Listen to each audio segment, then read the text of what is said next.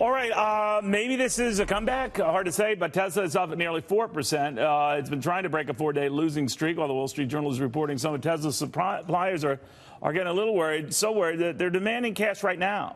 Pay us now, and we'll deal with all of this later. To Charlie Gasparino, who's been on this story unlike anyone I know. What's going on? One of the reasons why the shares are up is a report that we just put out on Twitter, but I'm going to report it here exclusively, is that Elon Musk and Tesla are now in the process of retaining bankers and advisors as the company does make the steps forward towards a privatization. Take out funding secured, take out the tweet that got him maybe in trouble with the SEC. Right.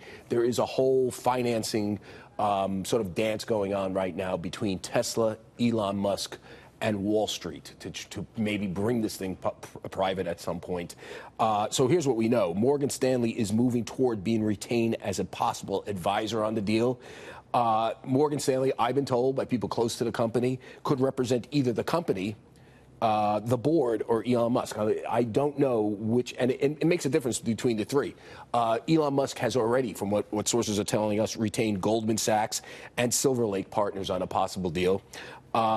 He may add Morgan to that list, or it may be the company itself retaining a banker. Now, why is that important? The company wants to show maybe some divergence between Elon Musk and wants to show that we have our own set of eyes and ears on any privatization plan aside from the CEO. We are going to, because we're the company, we're theoretically fiduciaries to shareholders, not just the CEO. So that will be interesting to see, like, where Morgan Stanley ends up. I mean, from what I understand, they're all but retained. Obviously, last minute they can back out, right, whatever. But could the Securities and Exchange stop this though in the middle of this investigation? Like, not so fast, The one thing I will tell you is, from my sources close to the investigation, which we were able to break the first story that it's reached a formal stage, is that the SEC is very cognizant about blowing up a potential deal that would be good for shareholders. Take out the fact of what Elon Musk did, and I think most people, even inside the company, think it was an outrageous tweet to put out at that point without consulting the board, without really nailing down. But you'd still have to punish the guy in one way, shape, or form. You might have to punish him, but I don't think they want to punish the shareholders. Right. So this needs to play out a little more. Exactly like what they're planning to do. They're between a rock and a hard place. They don't want to blow up the deal. I know that for a fact. That if there's something viable here, I'm not saying this is viable either. Right. But if there is something viable, they don't want to blow it up. At the same time, they can't let a CEO go out and make a materially false statement, to shareholders that jacks around the stock. So that's where they're ending up. From what I understand, as we reported yesterday, this week could be an interesting week. They could be interviewing Musk and the board about that funding secured, the veracity of it, and was there any funding secured? By the way, have anyone from Saudi Arabia come forward to say anything? No. So that's already clearly they've had some talks, but maybe they will fund the whole thing. But it doesn't sound like that's what's going on. Or even if they do fund it, were they funding it? Were they nailed down to agree that funding it when he said it? Now, obviously, that's not the case, because his subsequent blog post was like, "Oh, we're in talks. Look, I walked away feeling that it was it was likely to happen." So remember, there's daylight between his very definitive tweet and what he said subsequent to that. All right. So if you still have to weigh the odds of the company eventually going private, I don't know, with or without him, it's still a high possibility? I would just say it's a possibility. Okay. I don't know. This company's got some financial problems. They burn through a lot of cash. They need cash.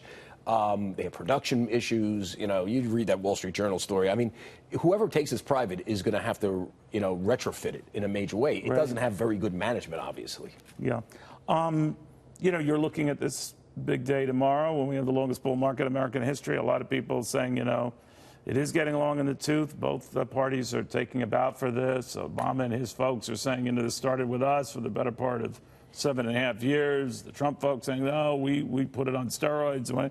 Who gets the credit, you think? Well, I think Trump deserves the credit if he doesn't do anything stupid with trade. And I'll tell you why. Because usually these bull markets and economic expansions have a shelf life of about 7 years.